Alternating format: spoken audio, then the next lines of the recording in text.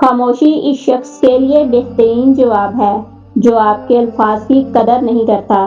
اپنے دل کی کیفیت اسے بتایا کریں کہ آپ کیا محسوس کر رہے ہیں، کتنی تکلیف میں ہیں۔ آپ یقین کریں وہ بہت پیار سے سنے گا۔ اس کے سامنے رو لینے سے ہی آپ کے دل میں سکون اترے گا۔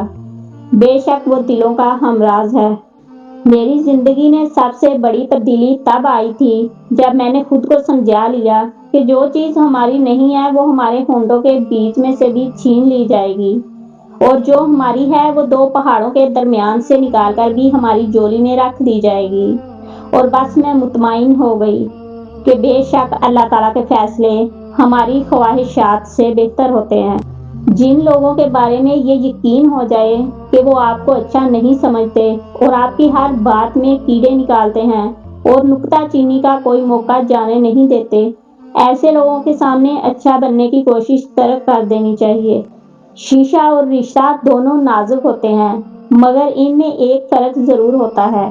شیشہ غلطی سے ٹوٹتا ہے اور رشتہ غلط فہمی سے۔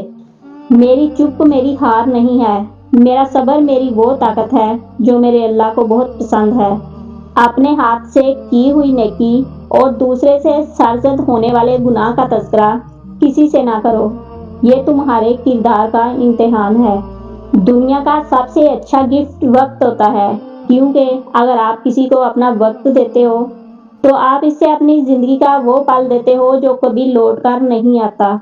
چھری نے اسماعیل کو نہیں کاٹا، آگ نے ابراہیم کو نہیں جلایا، مچھلی نے یونس کو نہیں کھایا، پانی نے موسیٰ کو نہیں ڈبویا۔ اللہ پر توکل کرو، بے شک اللہ تعالیٰ ہی حفاظت کرنے والا ہے۔ دعا کے 3 پہلو ہوتے ہیں، یا تو قبول ہو جاتی ہے، یا آخرت کے لیے ذخیرہ کر لی جاتی ہے، یا مصیبت کو ٹال دیتی ہے مگر رد نہیں ہوتی۔